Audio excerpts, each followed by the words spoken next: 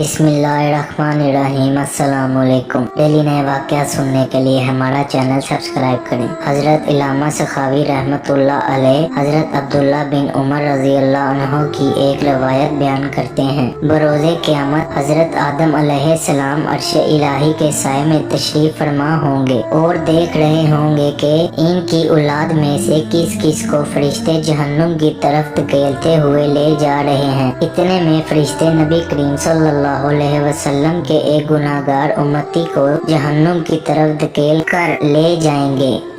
हज़रत आदम अलैहिस्सलाम इस बात की इत्तला नबी करीम सल्लल्लाहु अलैहि वसल्लम को देंगे। नबी करीम सल्लल्लाहु अलैहि वसल्लम अपने गुनाहगार उम्मती के पास तशरीफ लाएंगे और फरिश्तों को हुक्म फरमाएंगे कि मेरे इस उम्मती के अमाल का दोबारा वजन करो। फरिश्ते अर्ज करेंगे कि ए अल्लाह के हबीब, हम अल्लाह ताला के ताबे फरमान हैं और अल्लाह ताला के हुक्म से इसके नामा अमाल का वजन किया गया। इसके नामा अमाल में बहुत कम नेकियां हैं। नबी करीम सल्लल्लाहु अलैहि वसल्लम अल्लाह ताला की बारगाह में अर्ज करेंगे, ए मेरे परवरदिगार, क्या तूने मुझसे वादा नहीं फरमाया कि मेरी उम्मत के बारे में मुझे गमगीन नहीं करेगा। अल्लाह ताला फरिश्तों को हुक्म देगा कि मेरे महबूब की अतात करो। चुनाचा इस गुनाहगार शख्स के अमाल का दोबारा वजन किया जाएगा। नबी करीम सल्लल्लाहु अलैहि वसल्लम इसकी नेकियों वाले पलड़े में कागज का एक टुकड़ा रख देंगे, जिसकी वजह से इसकी नेकियों का पलड़ा भारी हो जाएगा और इस गुनाहगार शख्स के लिए जन्नत का ऐलान किया जाएगा। वो गुनाहगार शख्स अर्ज करेगा कि